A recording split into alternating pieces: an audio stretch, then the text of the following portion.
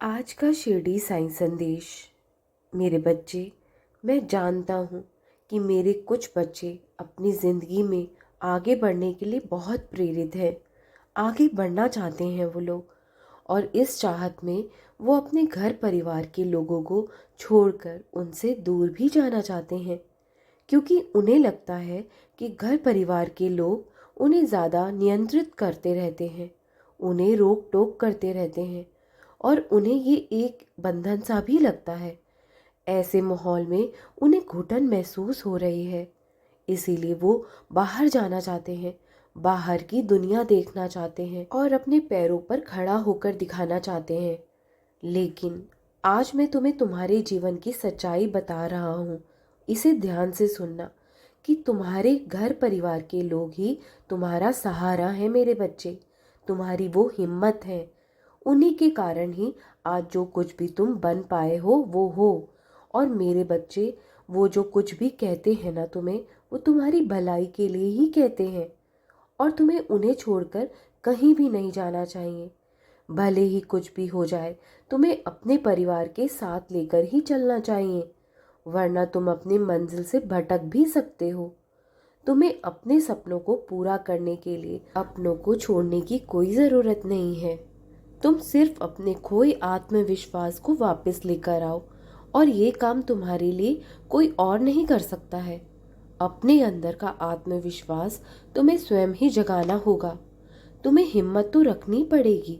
यूं परेशान रहकर कुछ हासिल नहीं होगा, बल्कि तुम्हारा मनोबल कमज़ोर पड़ता चला जाएगा दिन बर दिन।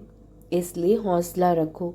मैं जानता हूँ तुम बहुत दुखी और परेशान रहते हो अपने काम को लेकर, अपने लक्ष्य को लेकर, लेकिन इस समय सबसे ज़्यादा जो ज़रूरी है ना, वो श्रद्धा सबूरी बनाकर रखनी पड़ेगी तुम्हें। बस अपनी मेहनत और लगन पर ध्यान दो। अपना ध्यान अपनी लगन पर केंद्रित रखो। फिर देखना, तुम्हारी मंजिल जो है वो दूर नहीं है। तुम्हारी मंजिल तुम्हें ज़रूर मिल जाएगी। और हाँ, एक बात और, मैं देख रहा हूँ कि तुम बहुत बड़ी दुविधा में भी पड़े हुए हो। कुछ लोग हैं जो तुम्हें सता रहे हैं, तुम्हें परेशान कर रहे हैं, दुखी कर रहे हैं। हाँ, मैं हमेशा तुम्हें यही समझाता हूँ कि कभी भी किसी से झगड़ा मत करा करो, और जिस जगह बहस चल रही हो वहाँ चुप ही रहना चाहिए। परंतु हाँ, जहाँ आप सही हो, आपकी कोई गलती नहीं है, वहाँ आपको अपनी चुप्पी तोड़नी ही होगी, वहाँ अपनी बात रखनी ही पड़ेगी तुम्हें। इसलिए उस जगह पर बस उतना ही बोलिए जो किसी पर असर भी कर सके, तुम्हारी बात का उस पर प्रभाव भी पड़े और उसे चुभे भी ना।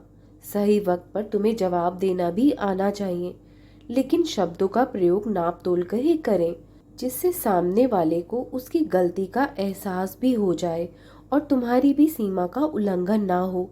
मतलब मर्यादा में रहकर अपनी बात कहकर देखिए, तुम्हारी भी इज्जत बनी रहे।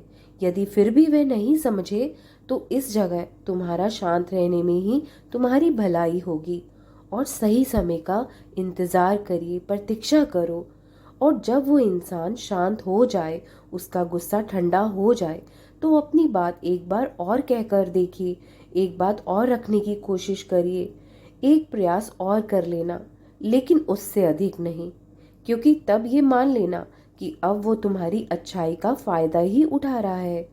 और कभी भी अपनी अच्छाई और सीधेपन का फ़ायदा मत उठाने दो किसी को भी। अच्छाई तब तक ही ठीक है जब तक कोई आपको समझ रहा है, आपको आदर सम्मान दे रहा है, आपकी भी इज्जत कर रहा है।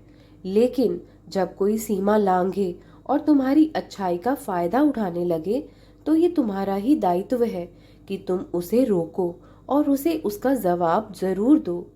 अपनी अच्छाई का किसी को भी फ़ायदा मत उठाने दो।